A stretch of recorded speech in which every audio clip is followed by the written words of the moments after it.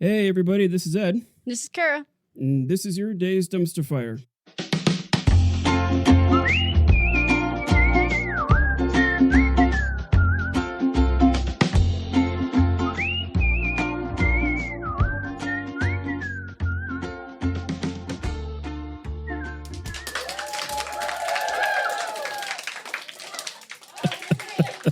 That was better than the first time. Yeah, that was take two, and I felt kind of bad because I was like celebrating that the first time I got it like perfect, and then I forgot. We got like 5 minutes in, I forgot to hit record. It's like leaving yourself on mute on Zoom. It's fine. Everybody does it. Yeah. So today we've got a bit of a special episode. You probably noticed that there were people clapping in the background. No, that is not a recording, and no, nobody forgot their medications. You are actually listening to a live recording. And the reason why there's people in the room with us is because, well, we're talking about Titanic. And Kara and I have been bouncing around like, how do we cover the Titanic, which has probably been the most podcasted, recorded disaster ever, and there's like thousands of podcasts out there just dedicated to Titanic. So what could we do differently? So what we decided to do is we are going to be podcasting with our students. So we've got Deja's students in here, we've got our middle schoolers in here, and Kara and I are going to do this like a basic rundown of the event. And then we're going to have some students come up because they have some theories on their own as to like how or what may have happened, ranging from a conspiracy theory involving JP Morgan to maybe, I don't know, aliens or whatever. So yeah, that's kind of what we got lined up. I'm surprised, Kara. Normally when you start these things, at least the research part of it, like, okay, we're talking about Vietnam. Let's go back to the Big Bang. Generally, yes, you're right. I could have gone back even further, but I decided to keep it short to make sure we have time for the kids. Fair enough. Yeah. So, by 1900, Germany, Britain, and the United States were industrial superpowers. Britain and the U.S. had healthy working relationships that resulted in trade and innovation between the two countries. In Britain, especially amongst the wealthy, it was believed that progress was proven through innovation, machinery, structures, and buildings, and that belief soon spread to America as well. In the mid to late 1800s, exhibitions to show off these major feats of innovation began to occur all around the world. So, for example, in London, in 1850, they held a giant exhibition and they revealed the Glass Palace. I think it's still there. It looks like a giant greenhouse in the middle of London. It's kind of cool. They based it off of a painting from a gardener, and they were like, okay, we'll top that. And then the Chicago World's Fair happened. And you know for a fact that they had to remove like all of the rocks from around that building. Oh yeah. They had to remove everything. And because anybody with a rock and a glass palace is going to be pretty interesting. I didn't get the joke till just now. So during the late 1800s and early 1900s, the wealthy wanted to show off their wealth. And they did so in fashion, what they ate, where they lived. So we're starting to see this trend where the more money you have, the more things you buy. Consumerism, we've been going over this. That means that they're wearing more fancy clothing. They're walking down the street. You're going to see that more often. And you can identify who has how much money by what they're wearing and how they're acting. All over the world, America began to gain a reputation as a place in which people could build a better life for themselves and live in riches if they worked hard enough and all of this stuff. So America had that reputation of, you can come here and it's going to be great and you're going to be awesome. In reality, people needed to work really, really, really hard for that kind of lifestyle. And often it didn't happen very frequently. But what this did cause is a lot of immigration to the United States in the late 1800s, early 1900s. Most of these immigrants who came to the States lived in poor conditions, or they were able to work themselves up to the middle class. And they didn't realize it was going to be that hard until probably they got to Ellis Island, where a lot of these people who weren't part of the wealthy class would get screened, they'd get interviewed, so they would have a health checkup make sure they're healthy. Usually, I think about the stat was 90% of immigrants would be accepted into the States. But still, it was a lot more difficult than I thought it was going to be. Between 1900 and 1915, 15 immigrants. 15 million, not just 15, sorry. 15 million immigrants. Just 15 immigrants. Just 15, that's it. 15 million immigrants arrived in America searching for the American dream that was advertised to them.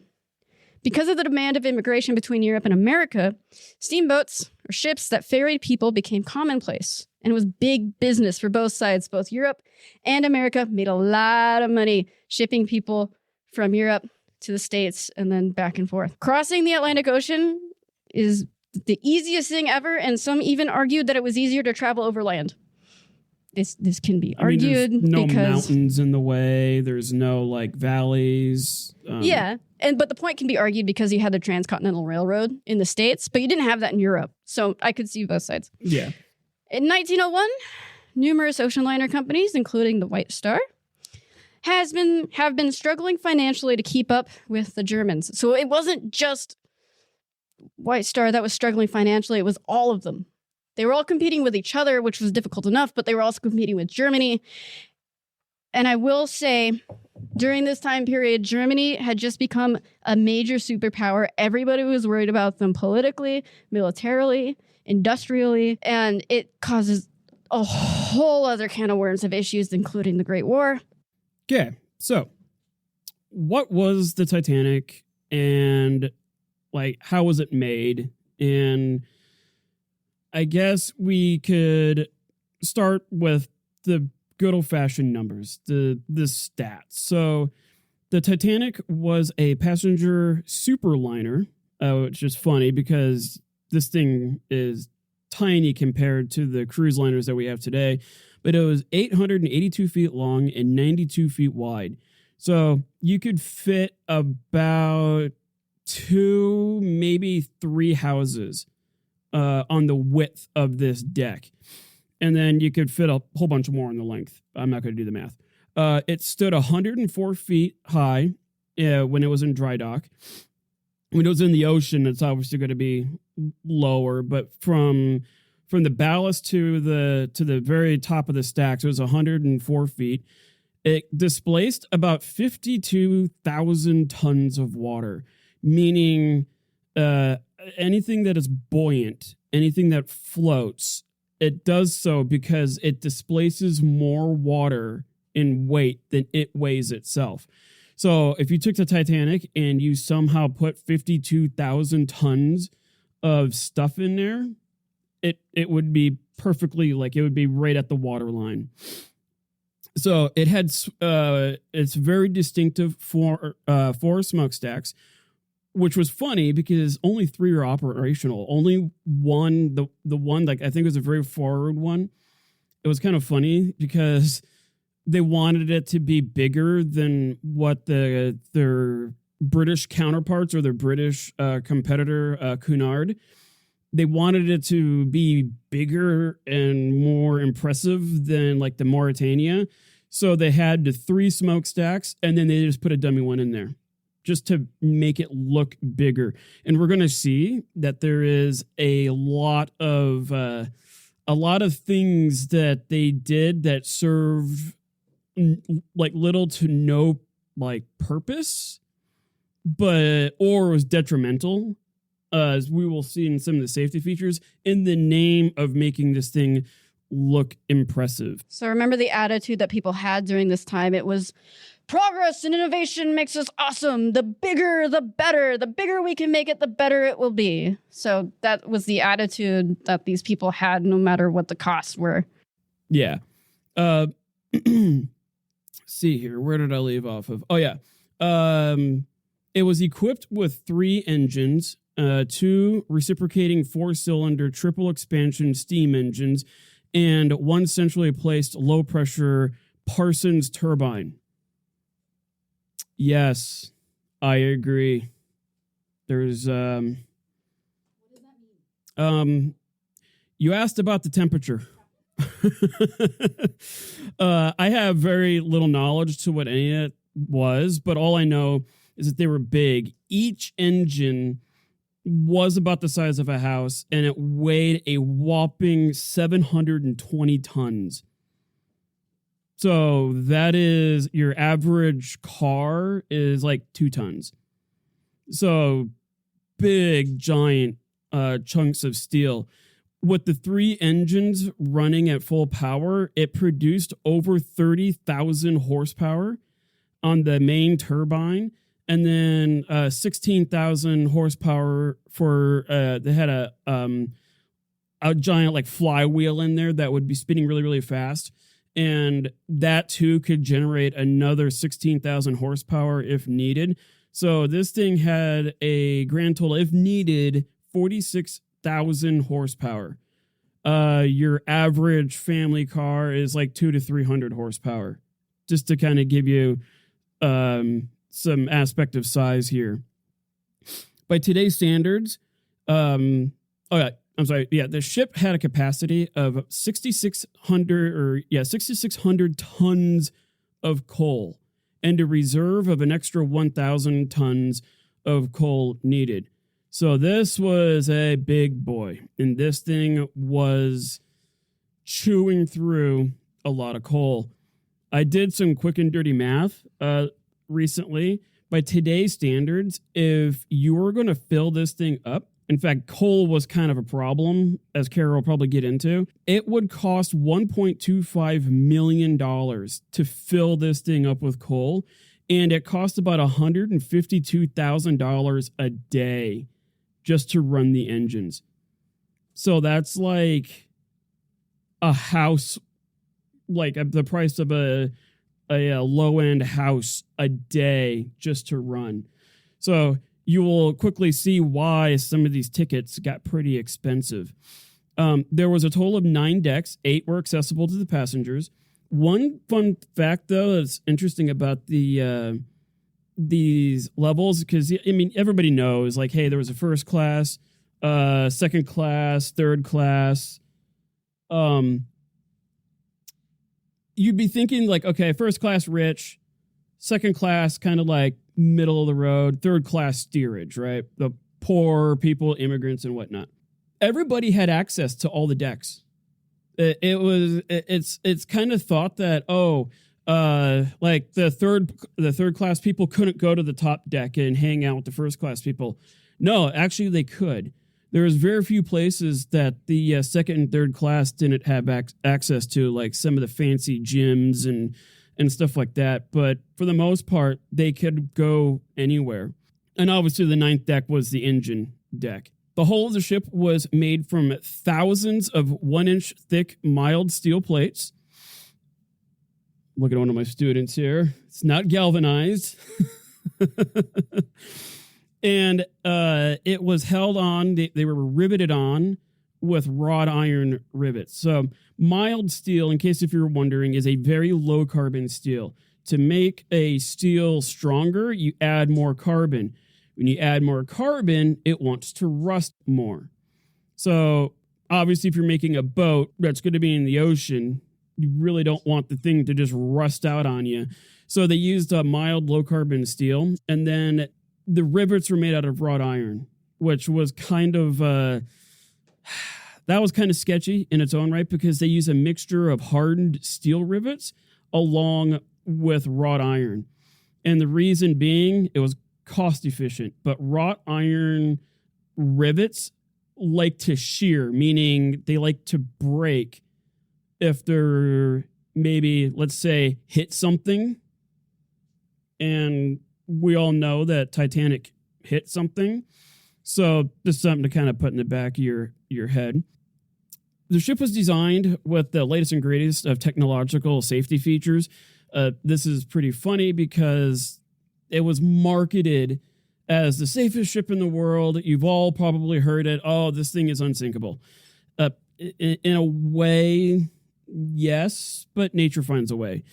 So the hull, and this is like the big safety feature, the hull or the inside of the ship was divided to 16 compartments from front to back. And there were these special doors on each level that if there was any water leaking into that compartment, the doors would slam shut and be watertight. Bad deal if you're one of the people in that compartment that's filling up with water because you're kind of stuck in there. But that's better than the entire ship sinking, which is funny or ironic because it sank. The cool feature that they put in, because having compartmentalized hull wasn't that revolutionary, but what was revolutionary is that they could control all those doors from the bridge. So they could literally go and flip a switch onto, say, deck 14, not 14, deck 6, compartment 5. And they could flip a switch and then it would automatically drop everything down. So before, you would have to have some guy like on the floor by that door, like turning a crank and closing it. Here they could shut everything off all at once. So that was actually kind of cool. The ship was designed so that up to 4 compartments could be compromised and that the ship could stay afloat. I'm pretty sure some of my engineering savvy students probably discovered a huge flaw, that those compartment dividers didn't go all the way to the deck because rich people didn't want this giant steel wall midway through their deck. And so they only had the dividers go up so high, which is kind of stupid because then water can just go over it. But hey, I'm not the engineer. On top of the compartments, there were only a total of 20 lifeboats. This was actually something that Kara and I, like you and I, we were kind of like, how many boats were there? It seemed like there's a wide range of numbers out there. There are, but from what I was able to find, the general consensus is there were 16 wooden lifeboats and 4 canvas collapsible boats. Yeah, and so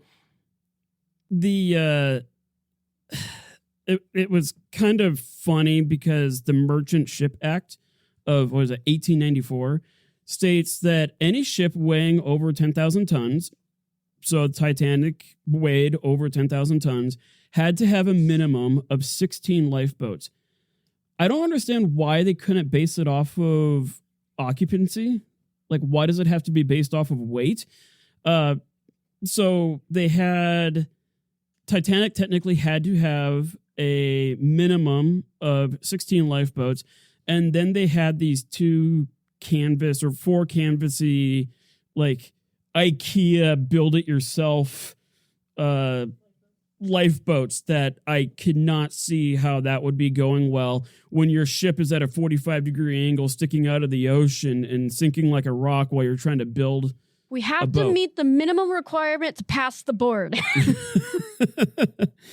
And what's really sad is to do it right, to like genuinely do it right. They would have needed at least 40 lifeboats because the total of 20 that they had could only cover or handle about half of the people on the ship. Yeah, so if I remember the number right, the amount of space that they had on the lifeboats was between 1,100 and 1,150. The amount of people who were on the boat, just over 2,200 people. So yeah, that's kind of disappointing. Like they were saying it's perfectly okay if half the people die on this boat.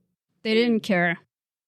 Well, and so the engineers, when they designed engineers this, cared. You're right. They cared. Yeah, like Mr. Andrews, the guy who designed Titanic, as well as the Olympic, as well as the Britannic, because they're all sister ships.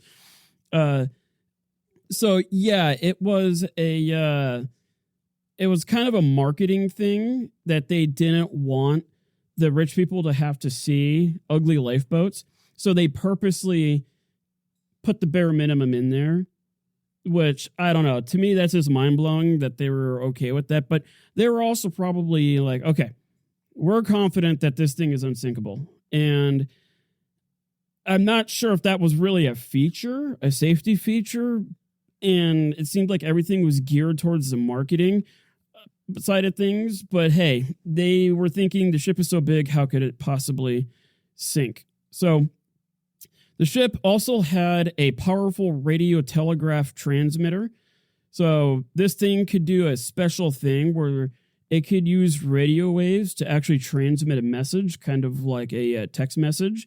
And I think you're going to get into it a little bit. Like, one of the issues was that the crew, they had two guys that were running little telegraph machines, and they were, like anybody who had the money, the $3 to buy the ability to send a text message, in other words, was using it. And so these two guys were just running nonstop, which will run into some problems when your boat is trying to sink and people are trying to communicate with you, like boats that can save your life, and they can't do anything. A lot of these messages were just messages to family, really trivial, like, hey, my day's going great. I hope you're doing well. Tell little Johnny I said hi. Living my best life. And when you have almost 2,000 passengers on that boat all trying to send messages, you're going to have a backlog of all kinds of stuff. So if you can imagine just two guys trying to send messages for almost 2,000 people, that's a lot. And we're talking about Morse code here, where it's dots and dashes. It takes a long time to send, somebody to send you a one sentence long, I don't know, telegraph. It can take up to like 5 to 10 minutes to transmit that. And then, of course, you got the person like me who would send out like this 10-page essay, like, get to work, guys. That would just ruin it for everybody. So the ship had, and I forgot to mention too, it was fitted with rocket launchers too, which was kind of cool because why not? If you've got the biggest ship in the ocean, the most luxurious, you might as well set it up so that you can launch a bunch of rockets. But those rockets could come in handy for like notifying any boat in the area that, hey, we're sinking. Assuming that everybody in the ocean is aware that your rockets are for distress and not for partying, that's a discussion for later. The ship had a ton of amenities, and most of which were accessible by all three classes. It had a Turkish bath. What's the difference between a Turkish bath and a French bath? I don't know, but it's Turkish. Sounds expensive. The grand staircase, yes, the one from the Titanic movie. They actually got that pretty accurate. That thing was massive, and I think it was like 20 feet wide and like 24 feet tall. It was all made out of like mahogany and hand fitted and all that kind of stuff. It had reading and writing rooms. Sounds like a library. A dining saloon. So a saloon is where you go to get alcohol, but you could also get food there too. It had a squash court because apparently people played squash back then. It had a full-on library, a gymnasium, and most importantly, a smoking room. Yes, everybody smoked back then. It was very common. In fact, my grandfather, he started smoking when he was 12. People are like, what? What? Why would that be? Because it was like 1928. Very different time back then. So accommodations. So like we mentioned before, there's 3 classes of people that would be on this boat. The first class, you would get like this large apartment. It would be a multi-room stateroom decorated to the art of various time periods in European history. So they had special rooms that were like named, like you've got the Georgian room, you've got the Louis XVI room, you've got the Queen Anne themed room, and they would have paintings in there. It had a wallpaper. It had like custom made furniture. It had like a goose down bed and pillow arrangement. Like, this thing was probably better than your house. Like, it was absolutely insane. Each one of these staterooms had its own promenade, meaning like its own deck that you could go hang out outside and not have to be bothered with pesky second and third class people. And they actually contracted artists, like legit artists of the day, to come in and be like, hey, we're building a boat. Can you do some custom paint jobs for us? Second class, you would get a 1-room cabin, okay, and it would have like 1 to 2 bunks. So they would hold up to 4 people, so like a family of 4, and you would get like a small desk or like a little armoire type of thing in a closet, and you would get like a little basin for water, and you would get some room for storage for luggage.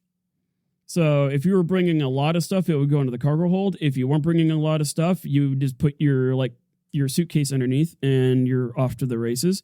One thing about the bathrooms I want to mention.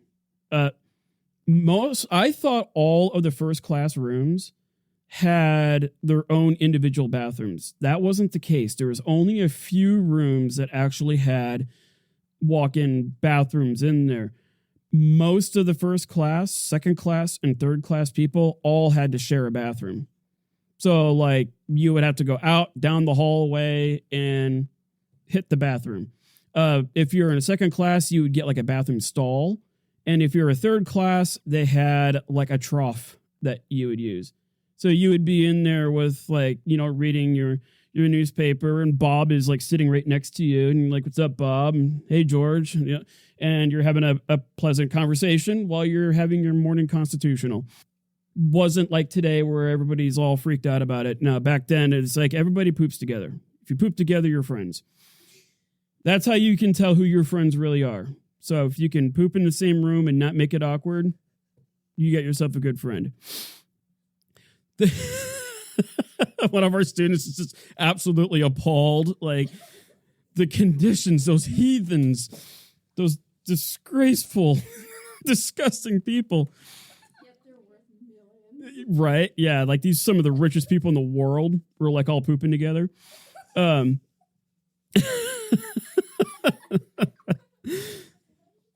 And then third class was basically like, it was kind of like second class. You had a room. Actually, it would be a bigger room, but there would be like multiple rows of bunk beds. So you would be sleeping with like 12 other people.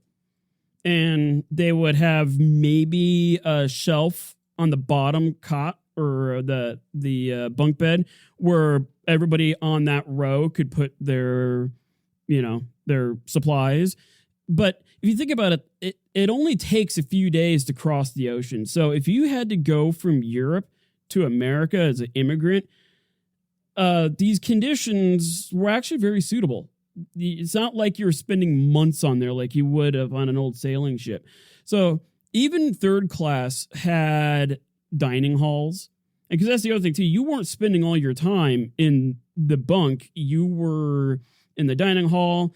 All 3 classes had like their own restaurants. They had their own amenities. They like it really wasn't that bad of a deal. And don't forget, most people would want to go to the top deck. And because, you're on the fanciest cruise liner in the world, you would be spending most of your time up top anyways. So, yeah, the dining halls were accessible to all 3 classes. The first class did have a special room that the other 2 classes couldn't go into, and it was like a 5-star restaurant. And they had a chef in there that would custom, like, whatever you wanted, the chef would make for you. So this is a lavish dining hall, gourmet chefs, drinking and smoking rooms. And the second and third classes were surprisingly, like, respectable. They would be like walking into like a sit-down restaurant today.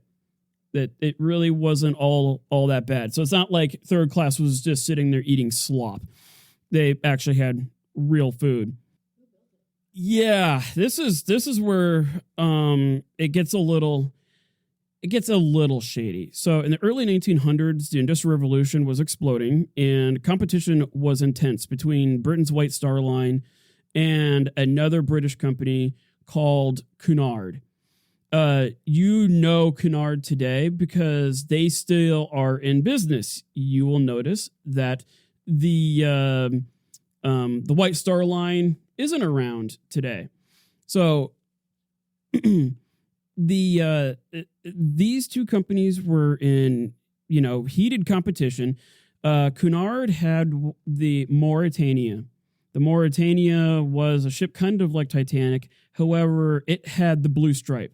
The blue stripe meant that it held the record from going from like England to New York at the fastest time. idea then was like, okay, we need to figure out a way to go up against Cunard.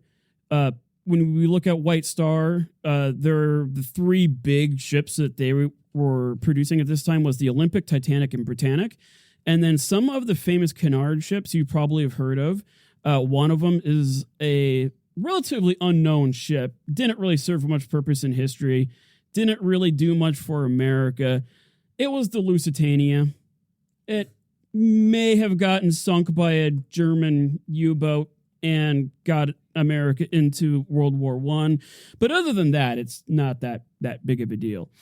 Only the worst war of humanity up to that point. The other one is the Queen Mary. I think the Queen Mary, you can see. It's a museum now in Long Beach. You can go and visit it. It's supposed to be super haunted. It's pretty cool. Yep. I won't go there. I will. I won't. I don't handle ghosts. It's fine. Anyway. UFOs I can do, but not ghosts. And then you've got the Mauritania, which I just talked about. Fiscally, the Cunard Company was poised to cut deep into the Atlantic crossing lanes with the previously mentioned ships. So they were kind of like leading the way here. J. Bruce Ismay, the man in charge of White Star, was not doing the best right now financially. And he had to do something. If he did not put something together really, really fast, we were going to run into issues like financially. So he approached what was it? His name was Peary, William Peary. He controlled the Belfast shipyards in Ireland and proposed that, hey, let's build 3 ships. And that's exactly what they did. And they figured, hey, we're not going to beat the speed record, but what we can do is make the most luxuriously designed ships in the world, and that is the biggest and the most opulent. So the two men ultimately worked out a plan to design and build the 3 ships, the Olympic, Titanic, and Britannic. And on March 31st, 1909, so about 2 years prior to the disaster, 3 months after the keel was laid for the Titanic, the Olympic and the Titanic were built side by side and constructed in such a way that luxury, opulence, and overall comfort was prioritized. Thomas Andrews of the Harland and Wolff Company, so that was the company that was contracted to build it. Thomas Andrews was the designer. He was recruited to design the ship as well as the Olympic and Britannic. So they're kind of identical. Like if you look at all 3 of these ships, like the pictures of them, you would be hard pressed to tell the difference between them. The shipyard that built these ships typically held around 14,000 workers. That's a lot of people. And Harland and Wolff also brought in like an additional 1,000 men to work on these ships. And both the Olympic and the Titanic had 3,000 men each working on them. The gantry that spanned over the Titanic was 228 feet tall, and it was the largest gantry in the world at that time. Over 3 million rivets were used to assemble the ship. And it's important to note, and I mentioned it earlier, that most ships out there used hard steel rivets, but the Titanic used a mixture between steel and iron. And the iron ones were really a lot weaker. And the most of the weaker rivets were put in the front of the ship.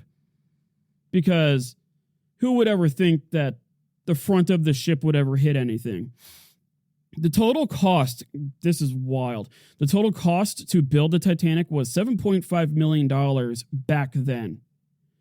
That would be $166 million by today's standards.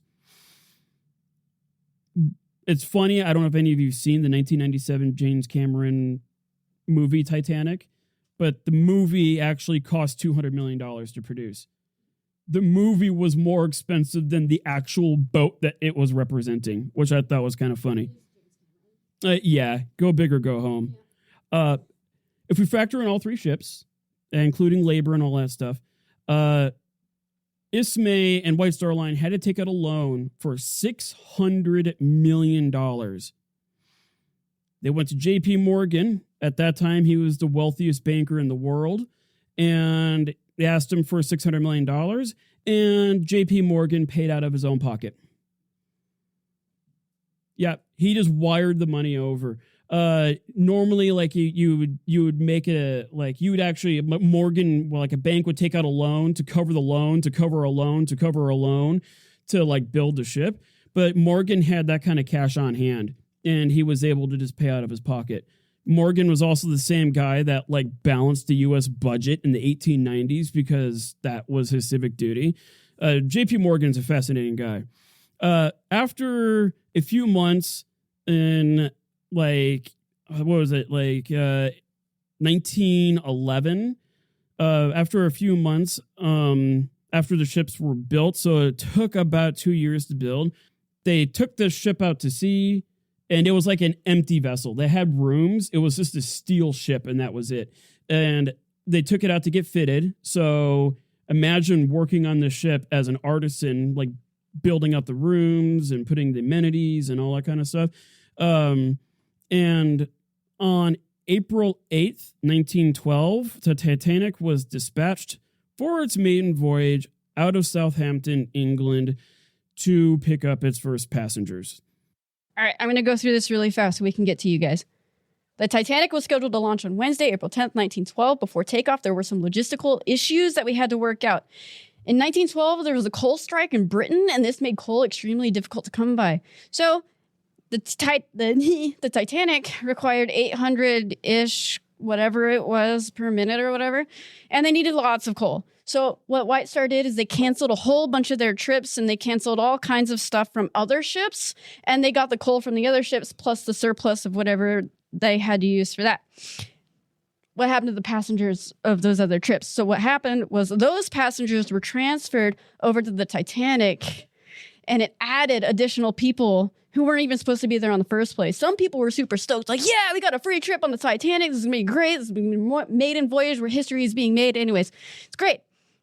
The other people, there are some other groups of people, they were super upset because they're like, my first class ticket only pays for a second class ticket on the Titanic. I have to pay this much extra just to be on first class. So I have to ride second class now. And, you know, they had to pay the difference. It sucked. With the hype of the ship and the transfer passenger, the Titanic was loaded full to capacity. It contained 1,320 passengers and 912 crew members. It had more than 2,200 people on board total for this trip. Remember, there's only 16 lifeboats and 4 baby canvas boats that didn't really do anything. Hotels of that day were overbooked. People wanted to watch the launch, and those who knew somebody who were coming, or they just wanted to watch it. It was cool. So the place was just packed full of people. The docks, everything. If you can imagine the busiest day that you've ever seen, maybe double that. The Titanic was nicknamed the Millionaire's Special, and its captain was nicknamed the Millionaire's Captain. And I cannot stress enough the class standards or the expectations of this ship. The types of people on this ship, one passenger wrote, the artist of renown and the great writer, the man of theatrical success, the giant of the world of trade, the aide of a nation's president, the prettiest woman, the woman who represented social prominence, the indispensable American girl, presidents of railways, aristocrats of Europe, all these to add to the glory of the first sea crossing of the biggest ship. So celebrities, philanthropists, anybody who's anybody was on this ship. For the ticket prices, third class cost £7, or in today's money, $1,077. Second class, £12, or $1,846. First class berths, so this isn't like the highest, this is just below, £30 to £80, or $4,616 to $8,000 for a ticket, one way. First class suites, this is the most expensive, anywhere between $576 to £876. Somewhere between $50,000 and $130,000 today. So if you want those first class suites, you got to pay up. In first class, there were a total of 337 passengers, 12 of them altogether, industrial rich people, $191 million worth of people for 12 of them. If you're going to count all 337, 500 million plus. That's how much these people were worth. First class passengers wore very fancy clothes for all occasions. They were told to bring clothes for breakfast, tea time, dinner, gym clothes. Women wore lace corsets, expensive gowns, fancy shoes. Men wore tuxes and top hats and polished shoes and fancy shoes. Among the first class passengers were several industrial and business moguls, high-ranking officials, celebrities, philanthropists, Guggenheim, business guy, William Thomas Stead, journalist, Isidore Straus and his wife, Strauss. They owned Macy's. Ismay, the White Star director, Thomas Andrews, the guy who built the ship. J.P. Morgan was not on the boat. In second class, there were 270 passengers. Most of these passengers were transfers from the other liners who went to first class from their one liners and then had to transfer to the Titanic, and they had to pay more, so they just stuck with second class. It's fine. Most of these people were rich, but not as super rich like the other ones. These people, you could pick them out because they wore usually nice dresses, polished shoes. The men wore a suit and a tie, usually not often a tuxedo, but a nice suit and tie. One family on board was because they had a sick son, and they were told that the only hospital that could cure him was in the U.S. In third class, or steerage, this was made up 70% of the ship's capacity. There were 712 passengers. Almost all of these passengers were immigrants. English, Irish, French, Polish, Scandinavian, Italian, Middle Eastern. Most of these passengers were working class. They only had one or two different outfits, and they were there just to get to the U.S. to start a new life for themselves. One man in third class was hesitant to get a ticket. His family was urging him to come to Detroit, and he didn't want to put his family through rough conditions. Nice. Accommodations were somewhat different. All three classes had separate eating spaces. Mr. Ed already talked about this, but hey, the indoor toilets are nice. Go for it. Yeah, so a breakdown of the timeline of events. And got a nifty little timeline here, which I'll go through real quick. So March 31st, 1909, construction begins in Belfast, Ireland. May 31st, 1911, Titanic is launched, and later the fitting out phase starts. April 10th, 1912, maiden voyage begins, leaves Southampton. April 11th, 1912, Titanic makes its final European stop in Queenstown, Ireland. Now, this is where things get fast. Pay attention not just to the dates, but to the hours and minutes. April 14th, 1912, 11:35 p.m. An iceberg is spotted, but too late to avoid the collision. April 15th, 1912. So now we're the next morning, but it is now 12:15 in the morning. The first distress calls signals are sent. At 12:20, so 5 minutes later, Carpathia rushes towards Titanic. 12:45 a.m., first lifeboats are lowered. 2:18, so now we're just an hour and 30 minutes later, the bow sinks. And then 2:20, Titanic flounders, meaning it's now broken in half and it's now heading towards the bottom of the ocean. It was estimated that it took about 3 hours to get to the bottom of the ocean. 3:30, survivors are rescued by the Carpathia. And then on September 1st, 1985, the shipwreck was discovered by Robert Ballard. That ship hit that chunk of ice and sank within about 2.5 hours, which is just mind-boggling. And there's actually a YouTube channel where they do a real-time CGI rendition of the Titanic, of pretend that you're on a lifeboat and you see the Titanic this kind of floating there. It hits the iceberg, and then it takes 2.5 hours to watch it, but you can see gradually as this thing sank. One thing I want to point out is this ship, this size, in order to make a U-turn, so to go forward and then turn around and head back, needs about 5 miles of ocean. That's a big turnaround. And it can take, an hour to arrange that. It was estimated the Titanic spotted the iceberg at a range of 1,500 feet, so about a quarter nautical mile away. While moving at 22 knots, which is about 25 miles an hour, the ship only had 40 seconds to do the following. Now, there's a theory out there that states that the crew sucked, that the crew was awful. Check out these steps, that they only had 40 seconds to make it work. Spot the iceberg, ring the bell, shout to the officer of the watch of the sighting. The officer of the watch would need to make visual contact himself, so he would have to come out and visually see the iceberg. Then he would have to rush to the bridge and prepare to stall the engines, but stoke the furnaces. So kill the engines, but get the furnaces running red hot and prepare for a full reverse. Then start turning the wheel, the big wheel like you see on pirate ships. Start spinning that thing to the left. It had to go for about 60 rotations. So that way they could start moving the ship to the left because the iceberg was just off to the right a little bit. And they had to start maneuvering it. Keep in mind, the ship needs miles of distance to maneuver. To stall the engines, meaning you can't just in a car, how you can push a button and you go forward. You push a button, now you're going in reverse. You can't do that on these ships. You had to stop these 720-ton engines, and there was 3 of them. You have to stop it, and then you have to send the steam in and get the engines firing in reverse. So they had to vent all the steam that was running through the pipes to stall the engines, which would have sent massive plumes of steam out the smokestacks. Once the ship engine stalled, think about how much it would take to stop something with 300 or 30,000 horsepower. The turbines had to be set to reverse. By now, the furnaces were raging hot. The boilers were on the verge of exploding. The engines would have to be re-engaged but in reverse. This would take some time because imagine how long it would take to get something that weighs 720 tons moving again.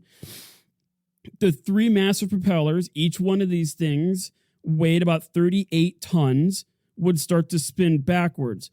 And the idea was that you start steering to the left and you hit reverse on the engines, and that would magnify the effect of going left because it would slow the ship down, and then the ship could angle off to the left.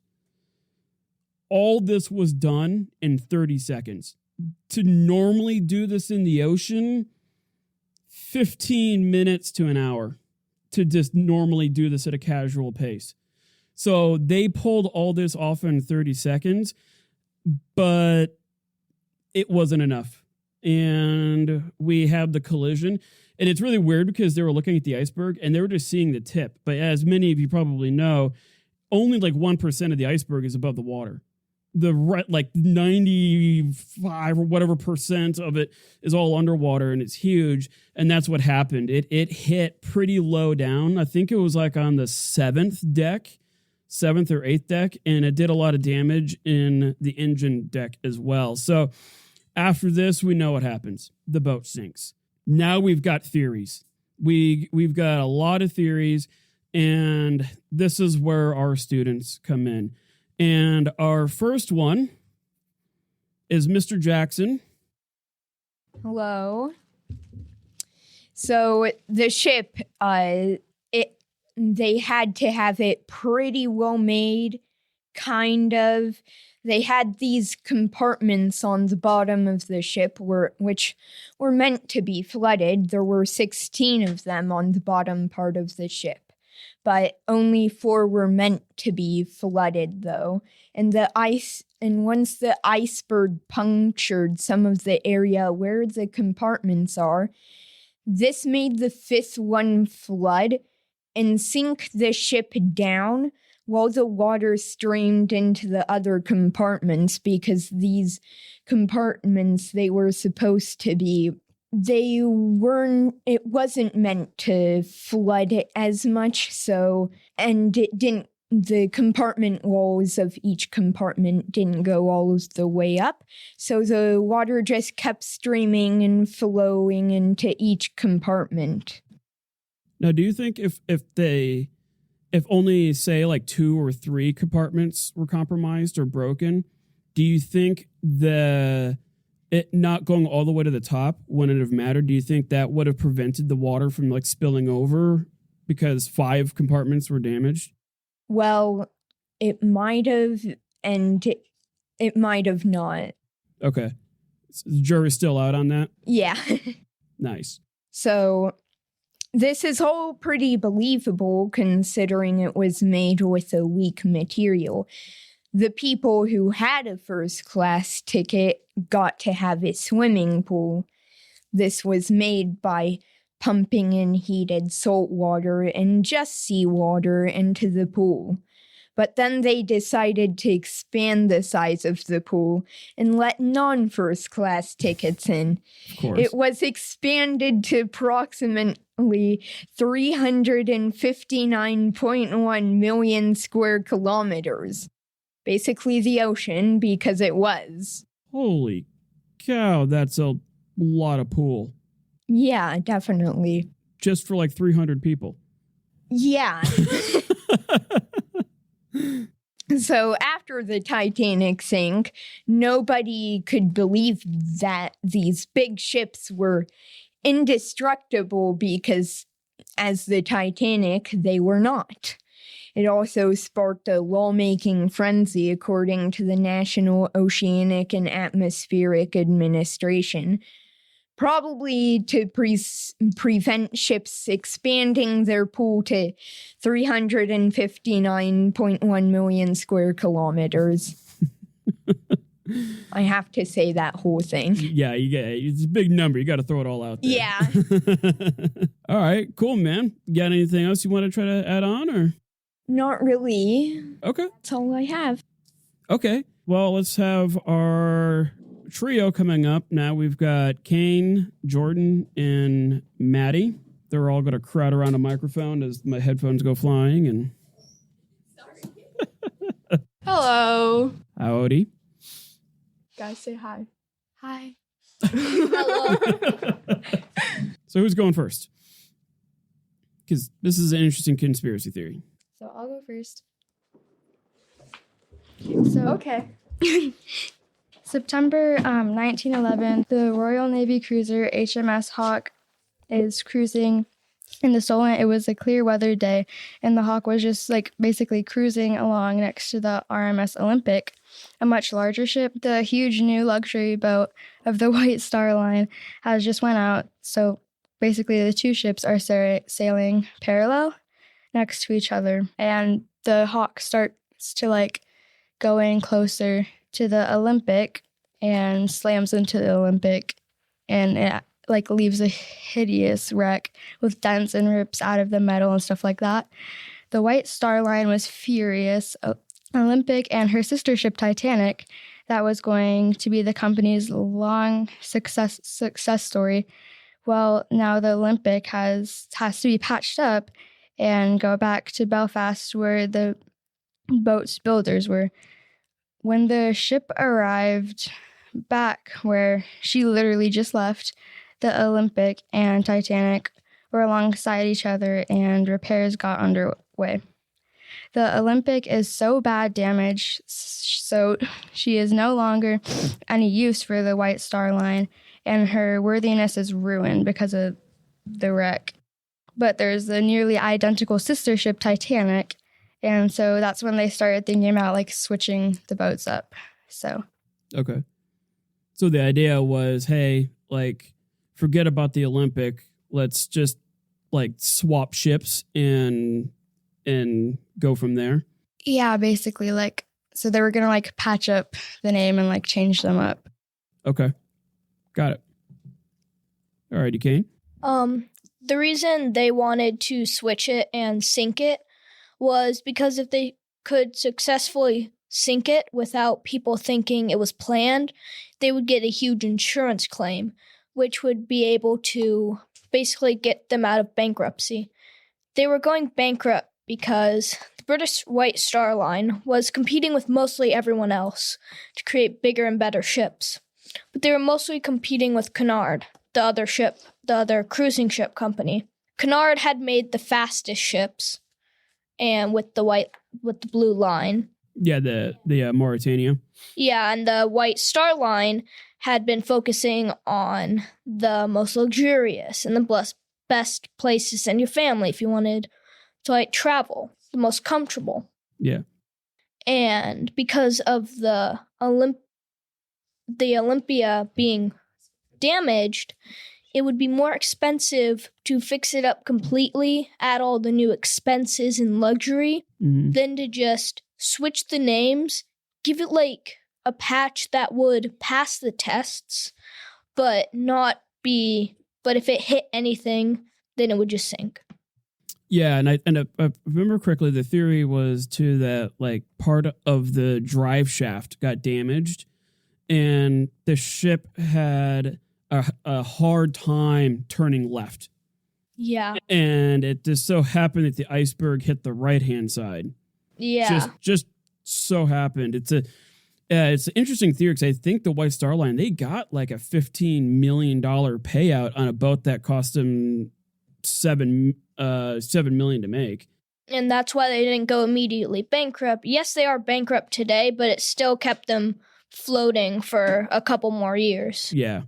Yeah, and I imagine once that Great Depression hits, then they're gone. Yeah, they're toast. And they couldn't pull another one of that because then that would just destroy their reputation. Yeah. People also say that the Olympic was planned to be the Titanic from the start. Okay. That they were already bankrupt, and no matter if it got damaged, they wanted one to be intact, but the other to sink for that insurance claim. Got it. Like they had built it, realized we're out of money, and switched to that even before it got damaged. Yeah. The damage just happened to improve it. Okay. Yeah. Interesting. Okay. Cool. Coming up, Maddie? Yeah. It's okay. It's just a microphone. Okay, so I have nothing on that subject, Okay. my notes, but I have other stuff, obviously. Okay. So like there was this guy, JP Morgan. There was a theory that he hired men to like, as the ship was sinking, he hired men to like play in a band to distract them from the fact that the boat was sinking. Interesting. To So is that that famous story of the like those four violinists or that like string quartet group?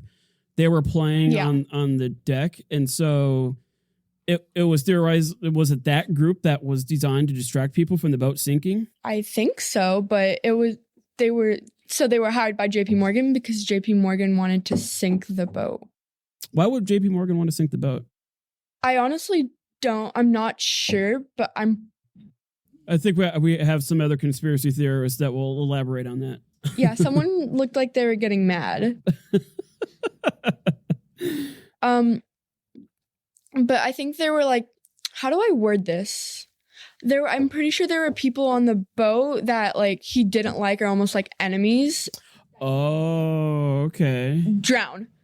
So all right. I think I've heard this one before. So it was it was kind of like a conspiracy theory to get rid of his competition. Yes. That's a way to do it. Yeah. And him being an investor in that boat, he would have gotten part of that insurance claim. So he would have made money by killing people. Yeah. It's a very American way of doing things. And then there was this other guy named Morgan Robertson who wrote a fictional book called The Feudality, and this was 14 years after. Oh yeah. And it was about a fictional novel about the largest boat ever built hitting an iceberg on a cold April night, and the boat was called the Titan. Yes, I've heard of this one, and I thought it was written 14 years prior. That's what I meant. Okay, yeah, it was written 14 years prior, and it was just like really, there's so many similarities between what actually happened and that book. It is haunting. Yeah, and it's crazy. Yeah, I think like the captain had a similar name. Like it was. Yeah, it's wild. If you're into conspiracy theories, that's a really interesting one. I thought that one was crazy. Yeah. No. And it was also labeled unsinkable. Yeah, that's true. So yeah, good stuff. What, got anything else? For the safety boats, Mm-hmm. they only filled them halfway. Yeah. And I don't know why. Yeah. I think Kara's probably going to that, but if I remember correctly, one of the biggest issues was that the boats were kind of untested. They just didn't know how many people they could put in there and not have them sink. Yeah. So yeah. Okay, cool. Awesome. Bye. Alrighty. Mr. Oliver. This one's one of my favorites because it covers curses. And I like me a good curse. Okay, so this one, I just want to preface this by saying, this is a very, very out there kind of theory, and I chose it because all the other theories were already taken. But you know what? This one's pretty cool. This is good tinfoil hat material. Yeah. So the synopsis of this one is a mummy's curse sank the Titanic. Let me explain.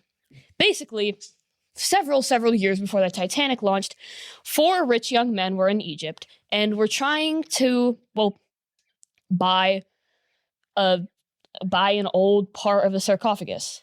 And they drew sticks, and the one that won, he brought it into his hotel room, and then a few hours later, he was seen just walking off into the desert. Okay. Except he never returned. The second guy in the group had his arm shot, and he had to amputate it. The third guy lost all of his money because when he came home, he figured out that his bank had failed and his savings were toast. The fourth guy got sick and lost everything. And this was a common thing because Egypt was all the rage of this time period, all the way from the early 1800s up to the present. Everybody in the world, if you're rich, you wanted a piece of ancient Egypt. And so these people were smuggling artifacts out. And I think in this case, it was the inner lid of a sarcophagus, and that somehow made its way in the Titanic. Basically, the rest of the story goes, a rich businessman bought the lid, I guess. And then he lost 3 family members. They all died. And his house burned while he was in possession of it. And then he gave it to the British Museum. Now, upon being unloaded, it trapped one behind the truck. It broke someone's leg, and it killed someone. Well, did it really kill someone? You see, one of the guys that was offloading it off of this truck, he was in perfect health, right? Well, except 2 days later, he died. Nobody knows why. Just a random get sick and die. Yeah. Cool. I don't even think he was sick. He just died. Okay. So his heart stopped beating. Yeah, his heart stopped. Now, in the museum, the night guards supposedly heard it screaming and kicking at night. And keep in mind, this is just the lid. This is just the lid of a sarcophagus. There's nothing inside of it, really. The lid was the thing that they would carve in the curses. Yeah. So the inside and the outside in hieroglyphics would have the curses on it. And it would even kind of specify to some degree how you would die if you steal this artifact. And it could be getting, it had stuff in there getting crushed, getting sick. They covered all their bases. Also, apparently it destroyed a bunch of stuff in the British Museum's Egyptian room. And apparently one of the watchmen died on duty, supposedly because of it, making the other guy being I don't know if I want to do this anymore. But he had to. Womp womp, I guess. Well, the museum. Just a Debbie Downer, wah, wah, wah. Okay, see, the museum tried to sell it, and I mean, the buyer was, I think, the buyer was yeah, okay, it's cursed. Well, why don't I exercise it? Well, coincidentally, I think not. He couldn't get the thing exercised. For some reason or other, no like priest or whatever was available. So, no, it still had all those curses. So Once cursed, always cursed. yep. So he then decided to sell it to some stupid American who was a stupid American, I guess.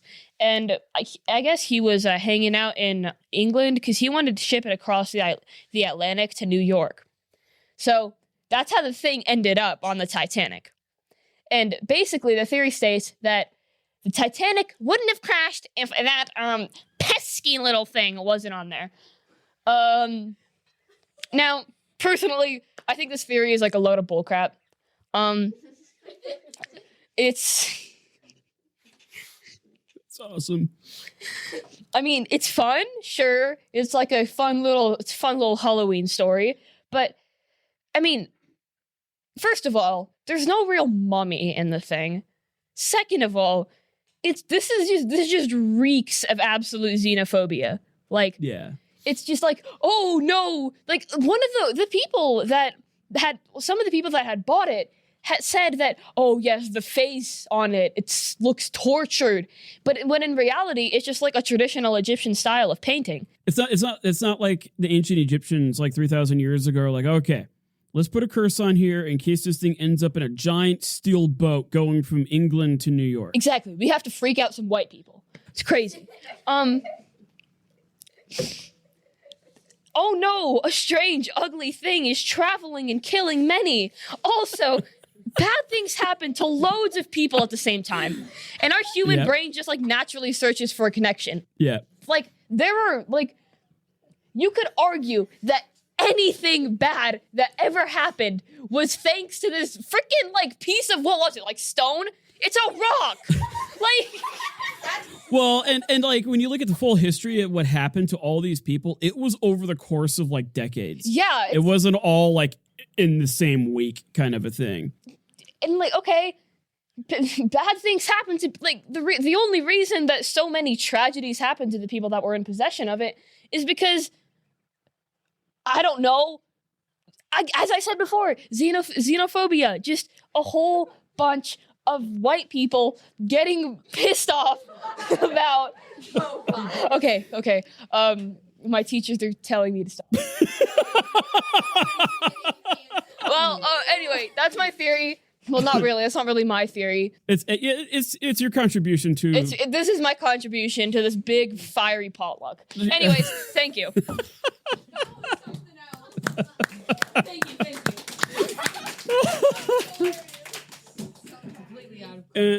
And now, if you thought that was interesting, now we got his brother coming up. So, Nathaniel, I'm sure he's got a very good contribution here.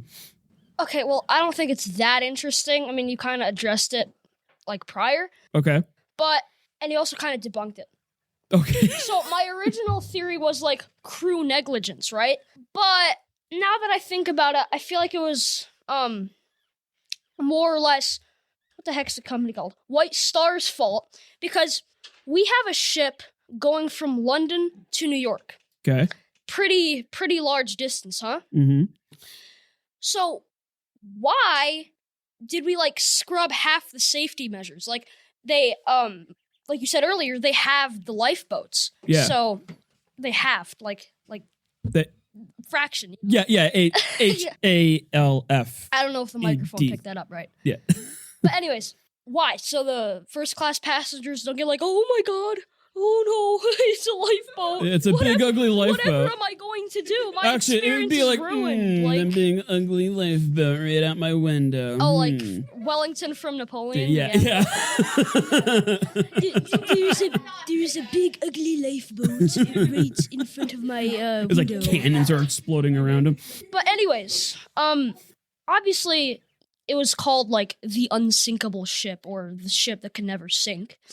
So therefore nobody foresaw that it was actually going to sink. I mean, fair, I guess, right? Because this thing was Well, that's the reason massive. why it's so famous is it was because supposed everybody to be. thought. It was supposed to be this like bastion of integrity, you know? Yeah. So I guess why remove half the safety measures? Or like, then- why not extend the bulkheads of the compartments all the way up? Yeah, but you said like the richer people don't want to see massive steel doors Yeah. just right I fi- outside their rooms. I figured, hey, let's just paint them. Put True. floral They could have painting on them. if I don't know, if it was outside some Roman room, they could have painted them as columns or they wouldn't lose their functionality, I guess. Yeah. So it would just be painted in a different. Well, and I know the part you're talking about with the negligence. Like, yeah, the officers I think probably did an okay job, but there was 900 other crew members on there, and who knows what they could have done to inadvertently scrap it. For example, why were there no tests done on the lifeboats? Why were there no drills being done? Why didn't they know that they could put more people on there? It's come on, out of 900 people, that they couldn't have done better. But yeah, I guess they tried, and they really did do a good job turning those engines around. But let's be fair, there was probably 903 other people on there that probably could have done a little better, because they did pull people from all over the place. So I think that would be more White Star's fault. Yeah. Because they would have to be the ones okay, today we're going to run this lifeboat, and then we're going to run this lifeboat. Just way before they actually set Titanic to sail, Mhm. because then, the lifeboats are functioning. And, I mean, how could a lifeboat break, really? Yeah. A lifeboat is life. So one of them lead ones that just sink to the bottom of the ocean. But another thing I want to bring up is a majority of Titanic's victims, according to National Archives, which I got my info from. Yeah.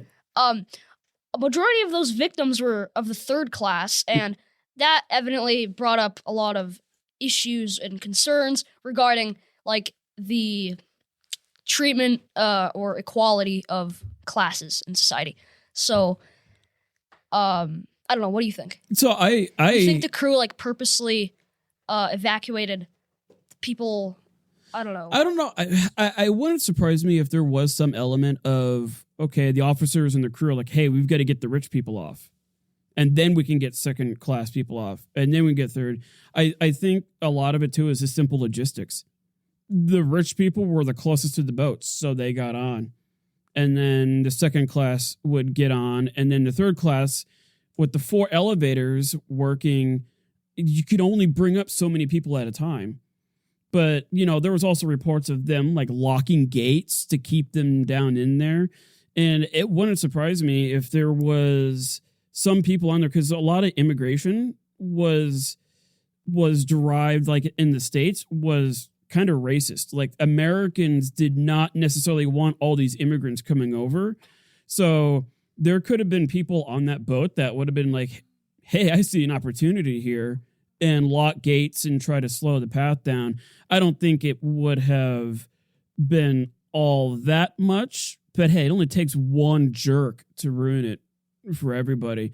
But I definitely think that there was less attention given to the third class, for sure. Well, the way I see it is, if I'm not mistaken, the iceberg hit the starboard side, and I assume that would cause damage in the lower levels. Yes. So I don't know why they wouldn't try to evacuate people from the area around the rupture, unless it's prejudice against poorer people, or they had already once they found out that the compartments were flooding, they shut those doors, and once you shut them, you can't that open them. doesn't seem ethically sound. correct. Yeah. I mean, if I was the officer, Murdoch was the first officer, he was probably one that had to make that call to close those doors, knowing that he was going to have those people all drown. But so you're telling me they had no time to get everyone out, and then they could close the doors? No. It was down to the second? Yeah, it was down. I think they had, depending on where they were at, some of them only had maybe 20 seconds to get out. Oh, that's insane, dude. Yeah. Well, I mean, Okay. No, that's a great contribution. I like that.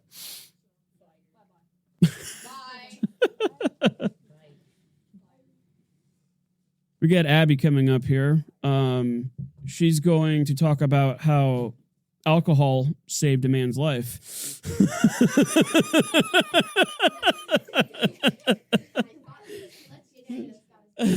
One wearing cowboy boots is coming up here talking about how booze saves a guy. Anywho, so my homeboy here. Anywho, a young man, his name, we don't know his name for some reason, which I honestly don't know why. Because, like, I scoured the internet for like 2 hours, couldn't find it. So maybe I just didn't look something up right, but yeah. We'll call him John. Okay. A young man named John.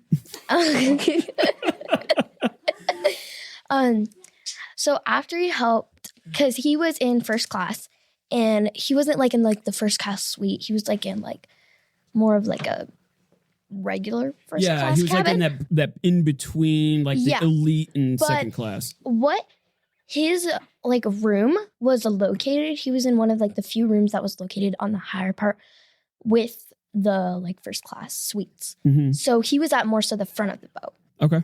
And so what he did is when they were like, okay, we've hit an iceberg. It's gonna sink. Like, here you go. He's just standing like, oh, this isn't good. So after he helped passengers, so he was more like towards place. So he helped passengers get onto lifeboats, and then he actually went back to his room and had a couple more drinks.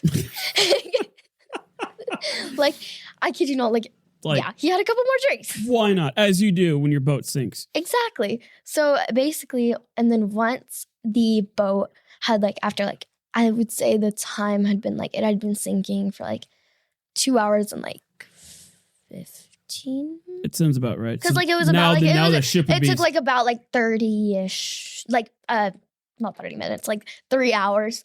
And then there was like 3 hours and like what, like 45 minutes? Well, it only took like maybe roughly 3 hours for the whole thing, start to finish. But after about 2 hours and 15 minutes, the front of that boat would have been pretty high up above the water. It was pretty high. And so what he did, he stayed on it as long as he could. And then once it was like where you can't stand on it anymore, he jumped off.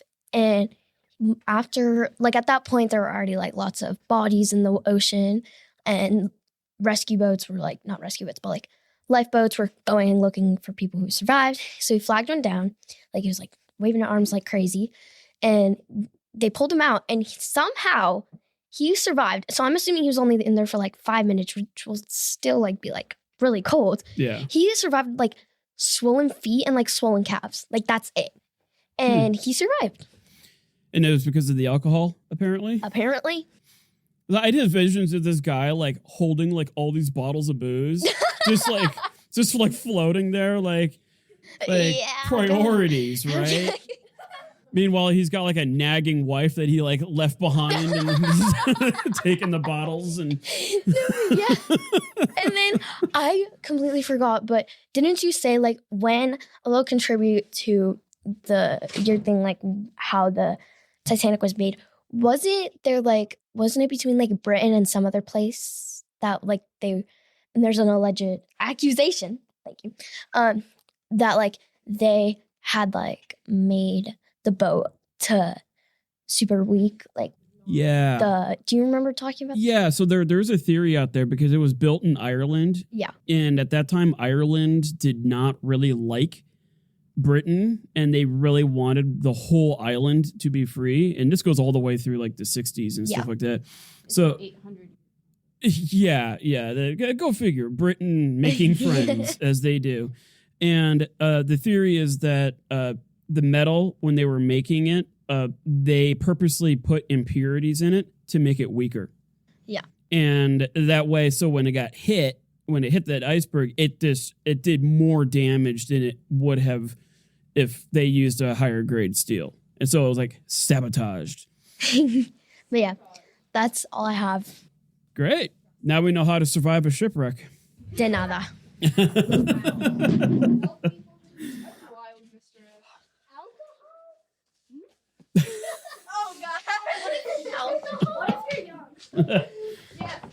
Oh, if you were young, by the way, like the priority was to put women and children on the lifeboats.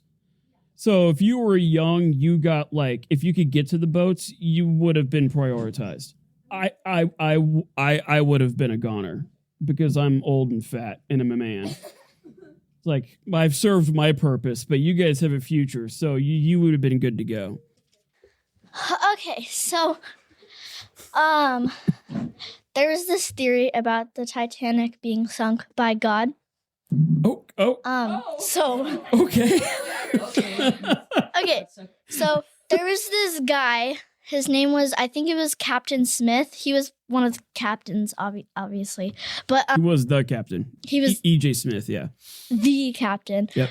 He wasn't a believer of God, at least I don't think so. But he mentioned how God couldn't sink his ship. But people don't actually know if he said this. But he said, like, specifically, not even God himself can sink the ship. And 5 days later, it sunk. And his last words were simply, "Be British." And I know this sounds, like, really weird, but, like, I saw it on a YouTube video, like, a few years ago. And it was, like, Well, the nice thing is on YouTube, so it has to be accurate. They want to put anything on YouTube that wasn't accurate, right? Well... Sure. But there's like this thing. Have you ever seen like the people who like have like a message above their head and they point at it for like 18 seconds?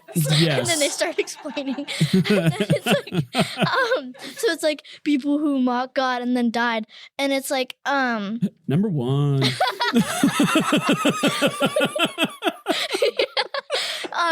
But he was like, yeah, not even God can sink this ship.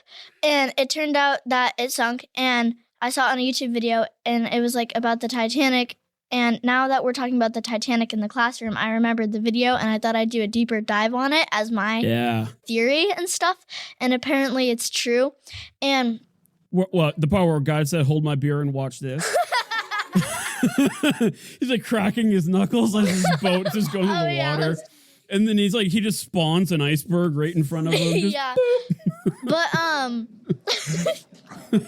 it's like a Minecraft iceberg just chilling. Yeah. But it's not like a popular theory, but is a theory that people might believe. But I thought it was a unique theory, and I kind of lost my words.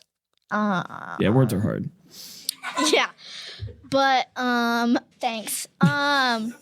But I thought I'd do a deeper dive on it, and it turns out it was true. About like 2 hours and 45 minutes when the ship was like starting to go like slanted. Yeah. He was like at the very top of the ship, still trying to like avoid the iceberg, even though it was like the captain was up there. It was already like halfway in the water, and not funny, but at the same time funny story. He was hanging on to the edge of the ship, and he fell, and he fell into the water. Oh. Yeah. Okay. Like bonked his head on the side of the ship and he drowned. But his last words were, "Be British." And he yelled it out loud. Very loud. I think. I'm not actually sure. I wasn't so he's there. Like, all you on the water that are floating ice cubes, be British. But it's all good. That's all I have about God sinking a ship. That's awesome. Don't mock God or else shrimp will be suck. Shrimp will be sunk. Your shrimp will be sunk. Ship will And God be said, sunk. "I hate that shrimp." Ends up on a skewer and a grill. Gets eaten. Yeah. But yeah, that's all I have. Awesome. Great job. Good job, Josie. Thank you. All right. Well, we got that all figured out. Did it. They did it. Yes, they did. These kids definitely They're opinionated. they made their opinions very apparent. All right. So what was the aftermath of all this? Okay. So the Carpathia had received the Titanic's SOS signals while it was going down. I thought it was a Carpathia. Probably. I don't know. All I did was read it. They were about 4 hours away when they received the calls, and they made their way to the Titanic's location. By the time they got there, at around 3 a.m., there was nothing but light boats, bodies, and a low green light under the water that was once the Titanic. A majority of those who perished were third-class passengers and crew members. 705 people out of the 2,245 on the boat survived. Stories, myths, and conspiracies almost instantly began to crop up after the ship sank. This was primarily due to the ship's initial reputation as an unsinkable floating treasure trove of money and rich people. Which, I mean, I kind of get it. Fair. Rumor mills, right? Stories of survivors such as Molly Brown and Arthur Henry Roston began to spread throughout British and American societies as well.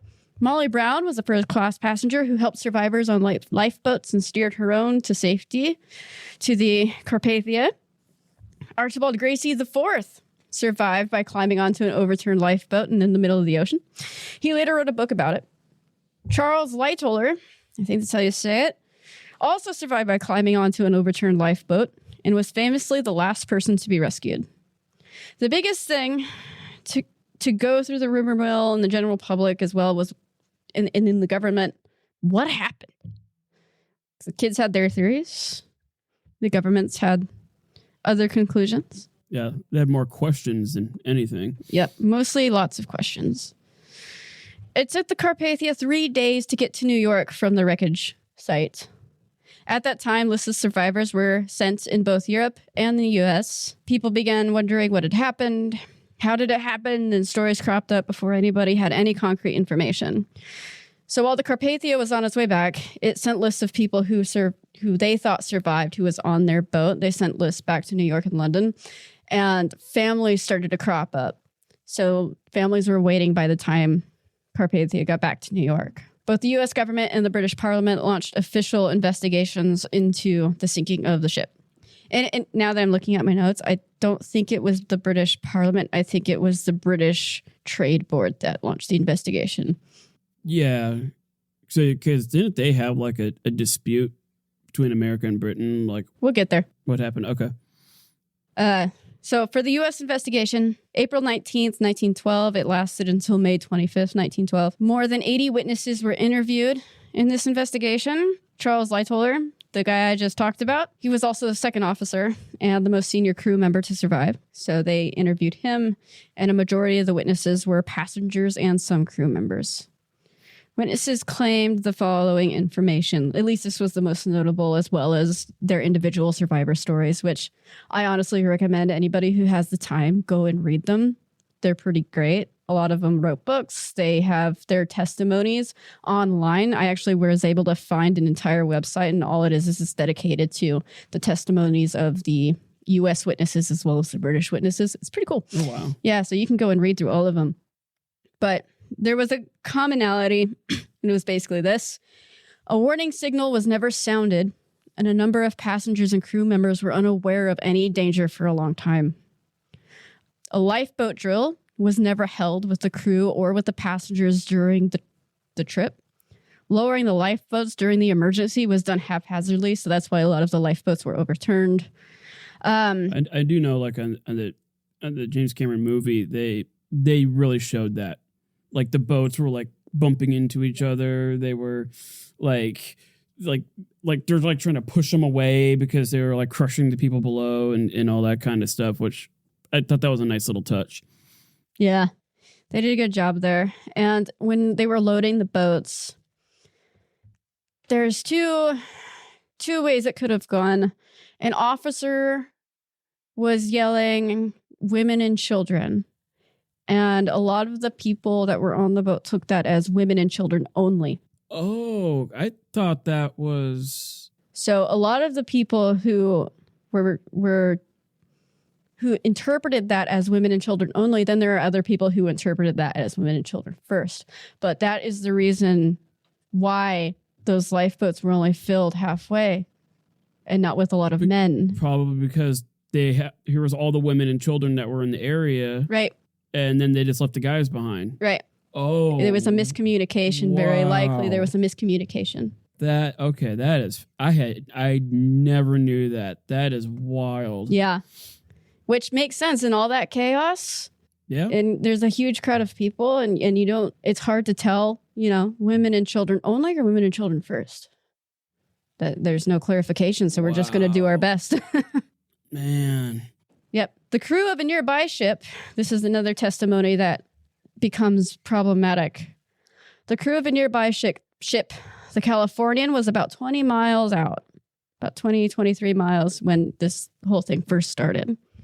The crew saw the ship, but they didn't think it was the Titanic because it looked really small. Oh, I mean, you're 20 miles out and it's going to look smaller, but okay. They also said it was moving and they tried to contact it by Morse code using lanterns, but nobody responded. The Californian's captain had told the men to keep using the Morse code instead of the radio. By 2 a.m., the ship reportedly sailed away. Another thing, too, for the Californian is before the ship sank, the Californian was trying to reach the Titanic to let them know that there was ice in their path and to slow down and stop or whatever, like wait until morning. The two guys who were running the radio thingy. The transmitter? Yeah, that thing. The guy who was working it when the Californian was attempting to contact the Titanic, he was so overwhelmed by all of these personal messages from his passengers. He freaked out, I guess, and he told the Californian radio man, "Shut up, I need to do my work." So the Californian guy was like, all right, turned off the radio and went to bed. So that is why there was no radio to the Californian, who was not 4 hours out, maybe half an hour. Yeah. Oh. Yeah. So, okay. Friends, communication is key. Yeah. Do not tell anybody to shut up when you're on the job. Yeah. Yeah. Just be like, hey, give me a minute. I'm a little swamped. That's all you have to do. Yep. Oh. The U.S. investigation concluded that the British Board of Trade was at fault for careless regulation and rushed inspections. Other causes noted in their conclusions was that the captain failed to slow the ship down when going through ice, as well as the failure of the Californian to respond to the Titanic's distress signals. So that was the official conclusion of the U.S. investigation. The British investigations began May of 1912, so just after the U.S., probably around the same time. They were overseen by the British Board of Trade. Yes, the same people that the U.S. held responsible. These testimonies held in Britain were very similar to those in the U.S., so it was a lot of the same witness statements and things like that, so I'm not going to go over them again. Yeah, yeah. Everything that was said in America is being said in Britain. Pretty much. Yeah. The British Trade Board concluded that the ship sank due to its collision with the iceberg while sailing at excessive speeds. I mean, yes, that's fair. Good point. The presiding judge here, his name was Sir John Charles Bingham, Lord Mercy or whatever. I love his name. I just wanted to state. It's great. He said, and he states it in the investigation papers, he's not able to blame Captain Smith. He was only doing that which other skilled men would have done in the same position.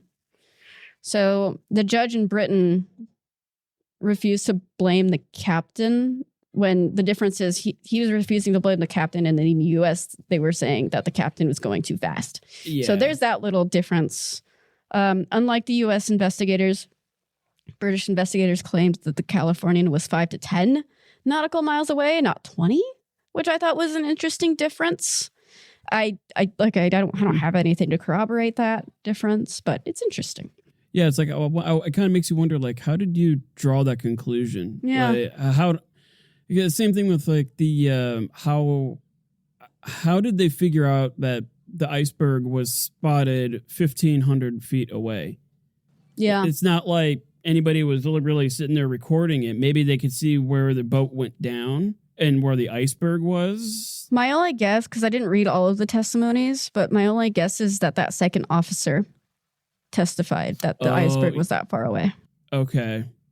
And there were crew members who did survive. Not many, but there were crew members who survived and testified too. Yeah, I guess they could base it off of like, oh yeah, it was so big, and based off of like icebergs being yay big on average or whatever. Yeah, they probably have charts that they can figure it out. Yeah. So there are some differences between the two. Obviously, the British Trade Board did not want to take full responsibility for this. Like, everybody just wanted to wash their hands of it. Like, not me. But I did think that the two conclusions were interesting with very similar testimonies. Both investigations propose safety recommendations and solutions to something like the Titanic. That way it doesn't happen again.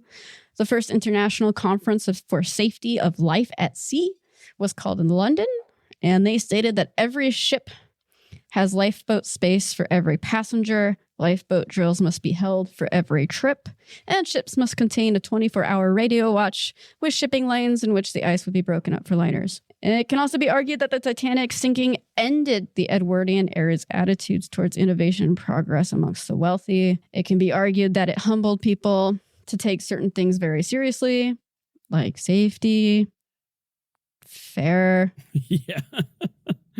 I guess we now have to adhere to these guidelines. Fortunately.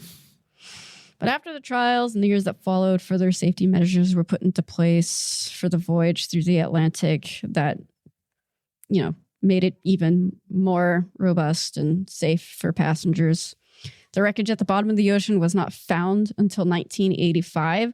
So you can imagine the mysterious mystique reputation that the Titanic had for a long time. Yeah. And that's one of the reasons why it's so famous, is not just because of its reputation when it was above the water, but also it was pretty hard to find. It was hard to find.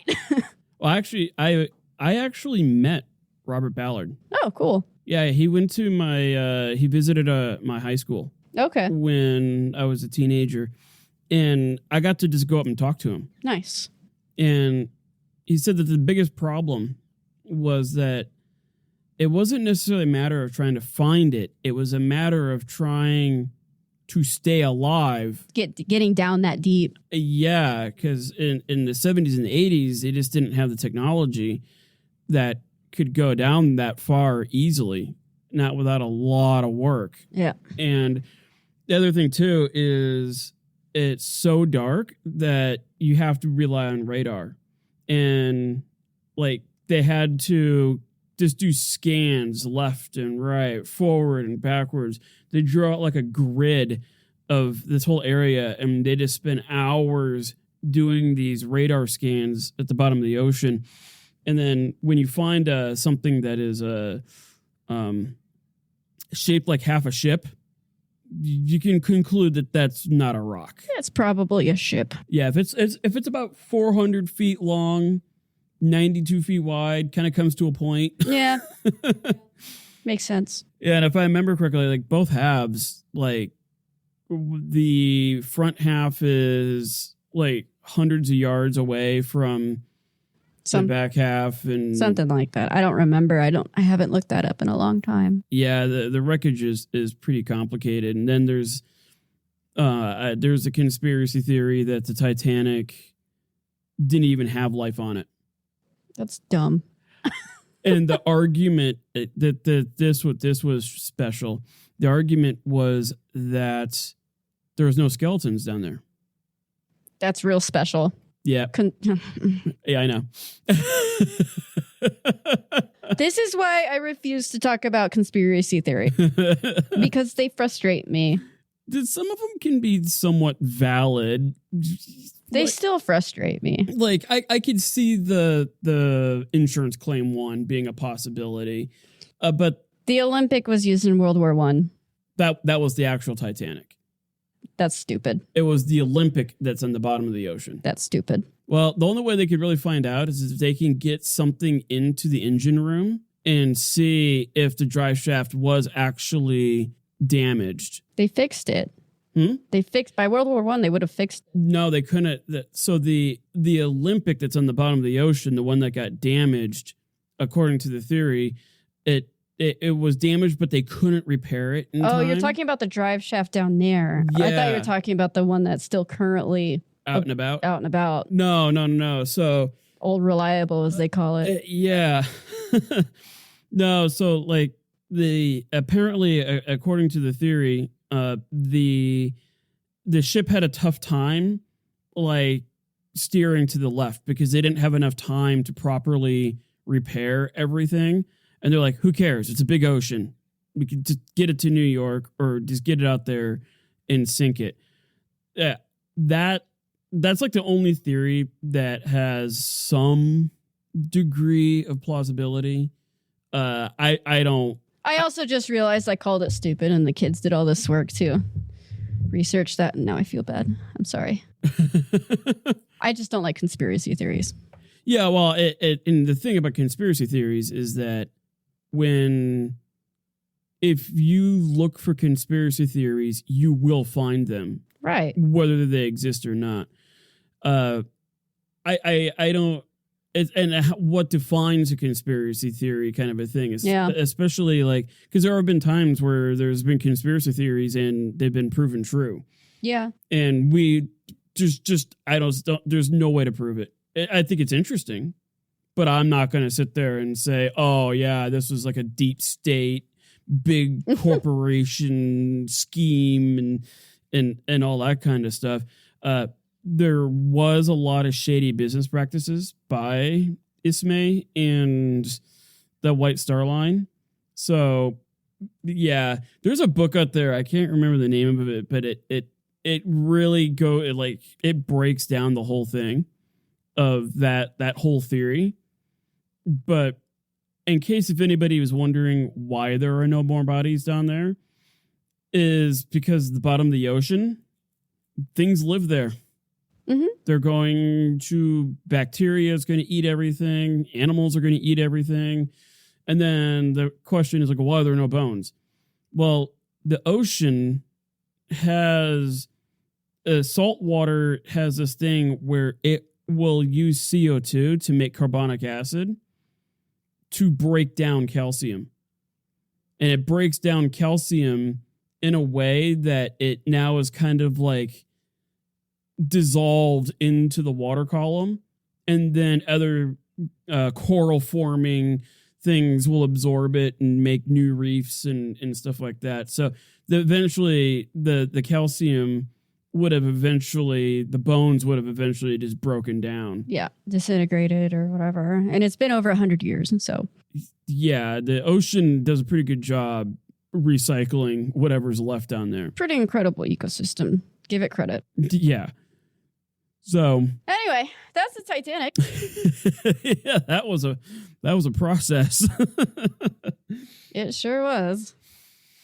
So yeah, we'll try to get this one out. It's funny because we're recording this one, and then we still need to record Vietnam Part 2. We'll try to get that out as fast as possible. So, yeah, we hope you like it, and encourage you to spread the word. Go find friends, grab their phones. Just take your parents' phones. Subscribe to it. Don't be afraid to be the one in the carpool, like to bring it up. Especially like an episode like this where it's full of conspiracy theories, because the nice thing about conspiracy theories is that it does a great job really bonding people together. They are funny. Especially of different political and scientific beliefs. Like conspiracy theories really just unites the world. Doesn't divide at all. Yeah, it doesn't get people heated or angry or whatnot. That's one of the reasons why I won't touch the moon landing, just because I know people that are avidly against the idea that man walked on the moon, and it's just like, oh, people. Okay. So yeah, feel free to spread the word. Check us out on Instagram, and check out our website, thedaysdumpsterfire.com. And yeah, feel free to spread the word. And do you have anything coming up other than Vietnam Part 2? As of right now, that's the one that I have completed. I'll be working on another one here pretty soon. I'll tell you guys about when I want to. Otherwise, that's all I've got. Remember, you can contact us at thedaysdumpsterfire@gmail.com. We also have a website that I desperately need to update. I know, it's fine. Give me some slack. We do have an Instagram as well at The Days Dumpster Fire. And if you want to shoot us a text message, I guess you can. I'm still trying to figure out how to give you that phone number because I don't know. It's not a phone number. It's a link. Oh. So it's in the show notes. You click on that link, and then you can basically write your message and hit send. and it doesn't go to our cell phones. It goes to like a text message inbox. Got it. On our provider. So that's how we see it. It's not like you put in a phone number. It's you just click on the link and then you can send us a message, or you can just email us. Yep. That's all I got. All right. Cool. Well, good stuff. Until the next time, keep it a hot mess. Bye.